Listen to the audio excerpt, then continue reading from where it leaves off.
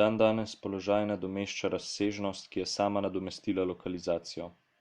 Položaj je opredeljen z relacijami sosedstva med točkami ali elementi. Formalno jih je mogoče opisati kot serije, drevesa, mreže. Po drugi strani je znano, kako pomembni so problemi položajev v sodobnih tehnikah. Skladiščenje informacij ali delnih rezultatov kalkila v spominu stroja, cirkulacija diskretnih elementov z aleatornimi izhodi, kot so preprosto samogibne naprave ali naposled glasovi na telefonski liniji, odkrivanje zaznamovanih ali kodiranih elementov znotraj neke celote, ki je ali naključno porazdeljena ali urejena v neki enoznačni ureditvi ali urejena po neki večznačni ureditvi in tako dalje. Na še konkretnejši način se problem mesta ali položaja postavlja ljudem v okvirih demografije. In slednji problem človekovega položaja ni preprosto vprašanje o tem, ali bo dovolj mesta za človeka v svetu. Problem, ki je na vse zadnje prav tako pomemben, je tudi problem tega, da vemo, katere relacije sosedstva, kateri tip skladiščenja, cirkulacije, določanja, klasificiranja človeških elementov je bolje ohraniti v takšni ali drugačni situaciji, da bi dosegli takšen ali drugačen cilj. Smo v dobi, ko se nam prostor daje v obliki relacij položajev.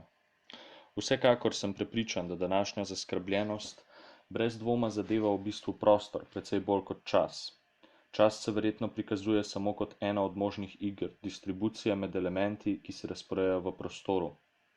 Sodobni prostor pa navkljub vsem tehnikam, ki investirajo vanj, navkljub celotni mreži vednosti, ki ga omogoča determinirati ali formalizirati, mora biti še ni docela desakraliziran.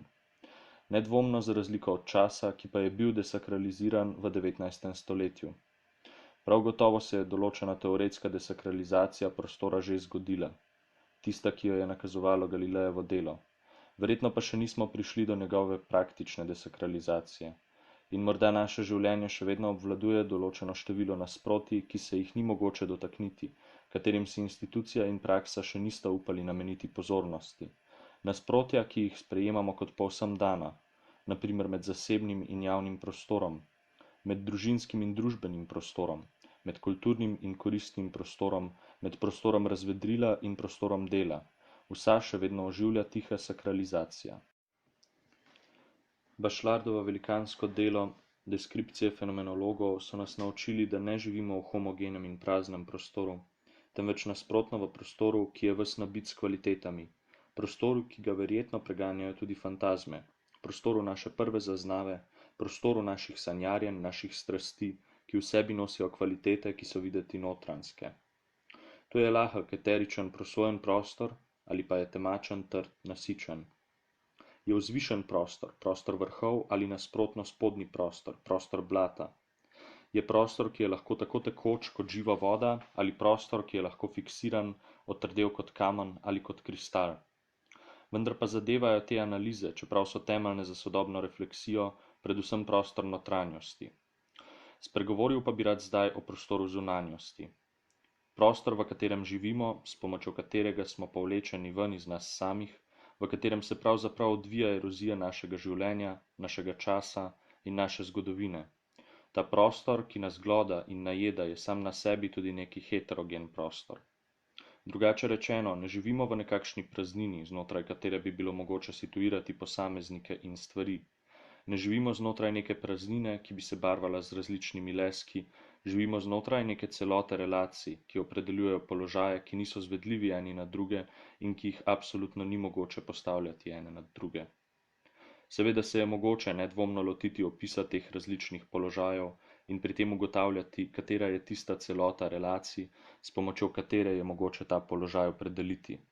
Na primer, opisati celoto relacij, ki opredeljujejo položaje prehodov, ulic, vlakov. Vlak je nenavaden sveženj relacij, ker je nekaj, kar lahko preide, je tudi nekaj, s čimer se lahko preide z ene točke na neko drugo in nato je tudi nekaj, kar gre mimo. S svežnjem relacij, ki jih omogočajo opredeliti, bi lahko opisali tiste položaje začasnega postanka, ki jih predstavljajo kavarne, kinodvorane, plaže. Prav tako bi lahko z njegovim svežnjem relacij definirali položaje zaprtega ali polzaprtega počivališča, kot so hiša, soba, postelja in tako dalje. Toda med vsemi temi položaji, ki me zanimajo, so nekateri, ki imajo to nenavadno lastnost, da so v odnosu z vsemi drugimi položaji, vendar na tak način, da suspendirajo, nevtralizirajo ali sprevračajo celoto odnosov, ki so prek njih načrtovani, zrcaljeni ali reflektirani. Ti prostori, ki so nekako v povezavi z vsemi drugimi, ki pa so vendarle v protislovju z vsemi drugimi položaji, so dveh velikih tipov. Najprej so to utopije. Utopije so položaji brez realnih krajev. To so položaji, ki z realnim prostorom družbe vzdržujejo splošen odnos neposredne ali preobrnjene analogije. To je perfekcionarna družba sama ali pa narobna stran družbe, toda vsekakor so te utopije prostori, ki so v temelju bistveno irealni. Obstajajo, in to verjetno v vsaki kulturi, v vsaki civilizaciji, tudi realni kraji, dejanski kraji, ki so načrtovani v sami instituciji družbe in ki so nekakšni protipoložaji, neke vrste dejansko realizirane utopije, v katerih so realni položaji vsi drugi realni položaji, ki jih je mogoče najti znotraj kulture, hkrati reprezentirani, spodbijani in sprevrnjeni, neke vrste kraji, ki so zunaj vseh krajev, čeprav so kljub temu dejansko lokalizabilni. Te kraje, ker so absolutno drugačni od vseh položajev, ki jih reflektirajo in o katerih govorijo, bom imenoval v nasprotju z utopijami heterotopije. In verjamem, da bo med utopijami in temi absolutno drugačnimi položaji, heterotopijami, nedvomno obstajalo nekakšno mešano vmesno izkustvo, ki bo zrcalo. Zrcalo je navsezadnje utopija, saj je to kraj brez kraja. V zrcalu se vidim tam, kjer nisem, v irealnem prostoru, ki se virtualno odpira za površino. Sem tam zadaj, tam, kjer me ni, nekakšna senca, ki meni samemu daje mojo lastno vidnost, ki mi omogoča, da se gledam tam, kjer sem odsoten. Utopija zrcala.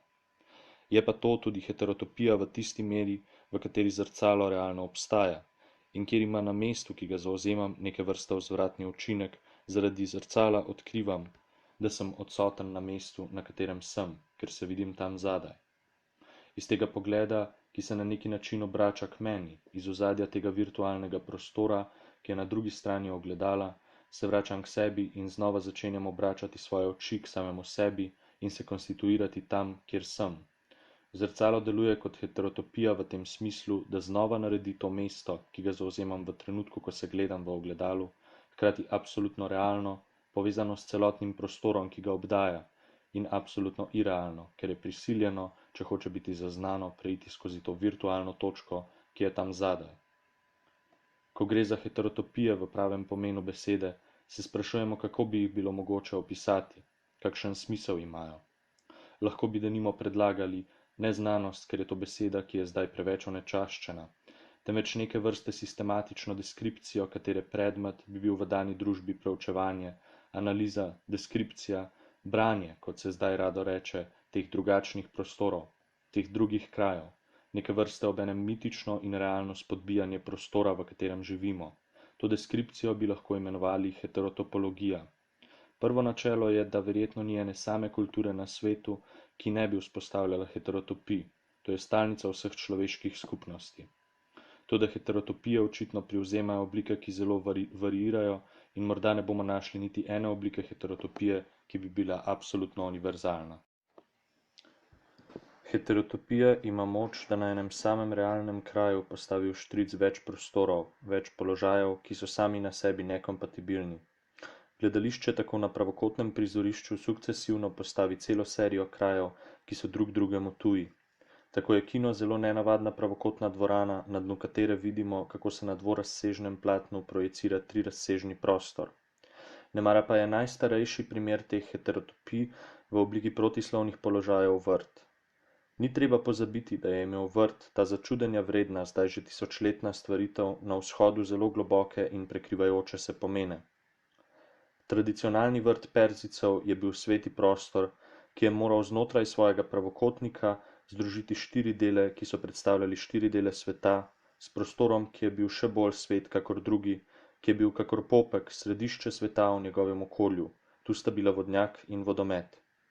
In vsa vegetacija vrta se je morala porazdeliti v tem prostoru, v tej vrsti mikrokozmosa. In tudi preproge so bile izvorno reprodukcije vrtov. Vrt je preproga, kjer celoten svet dovrši svojo simbolično popolnost in preproga je neke vrste vrt, ki je gibljiv v prostoru. Vrt je najmanjša parcela na svetu, potem pa tudi totaliteta sveta. Vrt je še iz začetkov antike neke vrste srečna in univerzalizirajoča heterotopija.